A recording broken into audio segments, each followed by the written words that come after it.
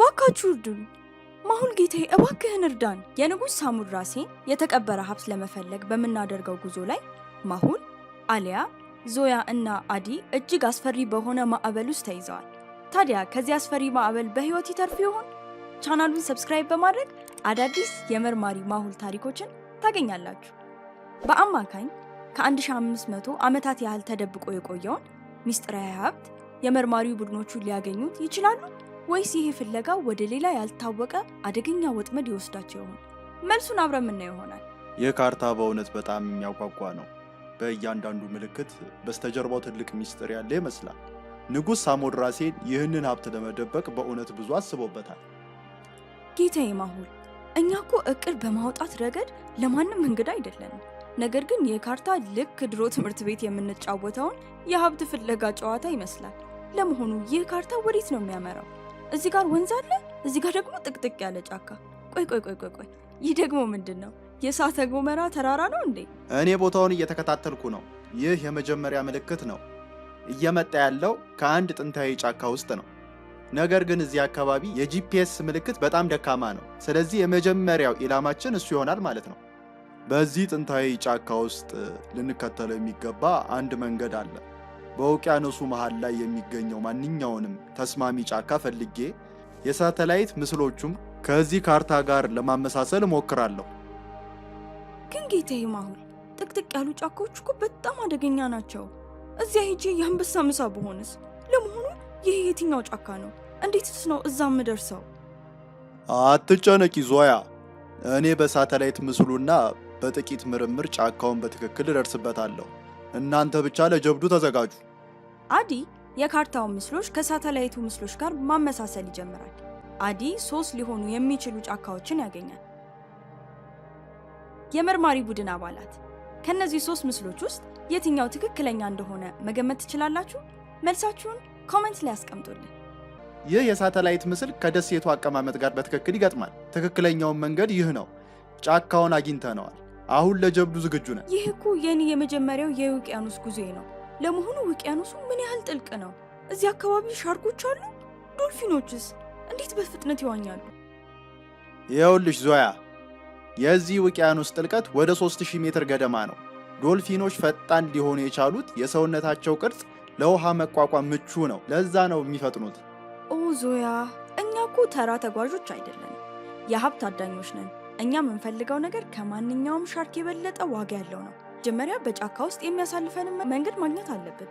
ከዛ በኋላ ሀብቱን። በህንድ ውቅያኖስ ውስጥ ብዙ ጫካዎች አሉ። ወደ ትክክለኛውን መድረስ ቀላል አይሆንም። አዲ፣ ከጫካው አቅራቢያ ያሉ የአለት ቅርጾች ካሉ ፈትሽ። በካርታውም ላይ የእሳተ ገሞራ አለት የሚመስሉ ምልክቶች አሉ። አዎ ጌታዬ፣ ይኸውልህ፣ ይህ ከጫካው አጠገብ ያለ ትንሽ ደሴት ነች። ከካርታውም ጋር በትክክል ይገጥማል።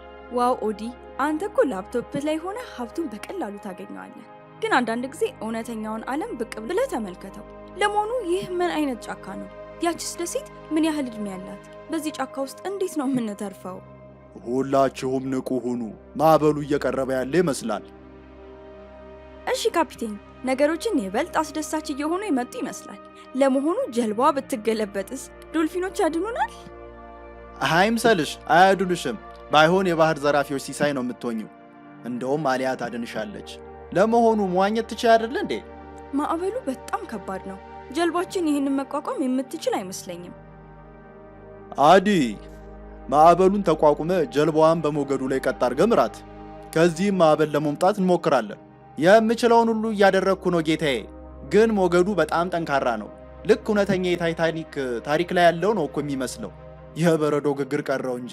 ከጥቂት ጊዜ በኋላ አስፈሪውን ማዕበል ያልፋሉ።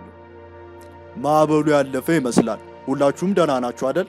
ዋው፣ ምን አይነት አስፈሪ ጉዞ ነበር! ውቅያኖስ ወለል ላይ የምገኝ መስሎኝ ነበር።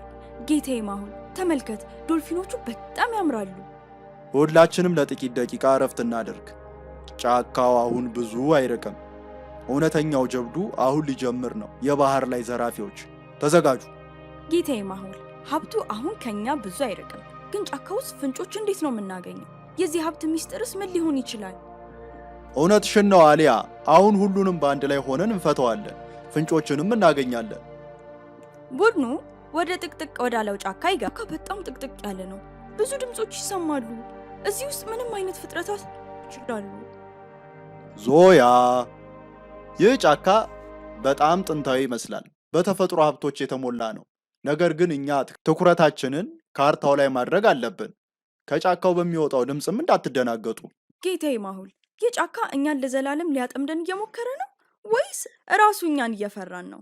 እንደማየው ከሆነ ይህ ጫካ በጂፒኤስ ላይ በትክክል አይታይም። በካርታና በአካባቢ ምልክቶች ላይ ብቻ ለመተማመን እንገደዳለን። በካርታው መሰረት ይህ ጫካ የመጀመሪያው ክፍል ነው። በመሃል ላይም አንድ ትልቅ ሐይቅ አለ። ቀጣዩን ፍንጭ ለማግኘት እዚያ መድረስ አለብን። በዚህ ጫካ ውስጥ ያለ ማግኔቲክ ፊልድ በጣም ጠንካራ ነው። የካርታውን ምልክቶች መከተል አለብን። ጂፒኤስ እዚያ አይሰራም። ወደ ሐይቁ ለመድረስ በዚህ ጫካ ውስጥ በርካታ ፈተናዎች አሉ። ከፊት ለፊታችሁ 3 መንገዶች አሉ። በጥንቃቄ በመመልከት የትኛው መንገድ ወደ ሐይቁ እንደሚመራ ማወቅ ትችላላችሁ። መልሳችሁን ኮሜንት ላይ ያስቀምጡልን። ማሁል እና ቡድኑ ትክክለኛውን መንገድ አግኝተው መርጠው ወደፊት ይጓዛሉ። ይኸው ሐይቁ ላይ ደረስን። ነገር ግን ውሃው በጣም ፈጣን ነው። የግድ መሻገር ደግሞ አለብን። ግን ጌታዬ፣ ሐይቁን እንዴት ነው የምንሻገረው? ጀልባ መስራት አለብን እንዴ? በካርታው መሰረት እዚህ አካባቢ ድልድይ ወይም ተመሳሳይ ነገር የሚገልጥ የተደበቀ ዘዴ መኖር አለበት። አሁን ንጉሥ ሳሞድራሴን በጥንታዊ ጫካ ውስጥ አንዳንድ ብልህ ዘዴዎችን አስቀምጦ መሆን አለበት። ይህ ሐይቅ ለመሻገር መንገዱን መፈለግ አለብን። እነዚህን ቅርጻ ቅርጾች ተመልከቱ። ፍንጭ ይመስላሉ። ንጉሱ ወደ ሀብቱ የሚወስደውን መንገድ ቀርጾታል ማለት ነው። እንዴ! እነዚህ ምልክቶች ናቸው። ለመሆኑ ቀጣዩ ምስል ምን ሊሆን ይችላል? የመርማሪው ቡድን አባላት፣ ቀጣዩ ምስል ምን ሊሆን እንደሚችል ማወቅ ትችላላችሁ? የመጀመሪያውንና የሁለተኛውን ምስል ስታገናኙ በመጨረሻው ምስል ላይ ያለው የጋራ መስመር ይጠፋል። በጥንቃቄ ከተመለከታችሁ መልሱ ሲ መሆኑን ታውቃላችሁ። ጌታዬ፣ ምስሉን አግኝተነዋል፣ ግን ምን እናደርገዋለን? እዚህ ጋር ተመልከቱ። አንድ ትልቅ ድንጋይ አለ። ያው ተመሳሳይ ምስል ድንጋዩ ላይ ተቀርጿል። አሊያ ድንጋዩን በጥንቃቄ መመርመር ስትጀምር ሁሉም በድንጋዩ ዙሪያ ይሰበሰባሉ። ዋው! ይቺ ደሴትና ጫካው በእውነት በጣም የሚያስደምሙ ናቸው። ሁሉም ሰው ሐይቁን ተሻግሮ ወደ ሌላኛው ቦታ ይደርሳል። ጌታዬ፣ ካርታው ቀጥሎ ምን ያሳየን ይሆን? የእነዚህ ተራሮች ቅርጽ ያላቸው ልክ እንደ ቤተ መቅደስ ነው። እዚህ የተደበቀ ምስጢር ሊኖር ይችላል። ወደዚህ አቅጣጫ እንሂድ። ጌታዬ ማሁል፣ አንተ ጠራህን፣ እኛ ደግሞ ወዲያውኑ ተከተልንህ አይደል? ግን ይህ ጫካ በእውነት በጣም እንግዳ ነገር ይመስላል። እዚህ የተደበቀ ነገር አለ ብለህ ታስባለህ?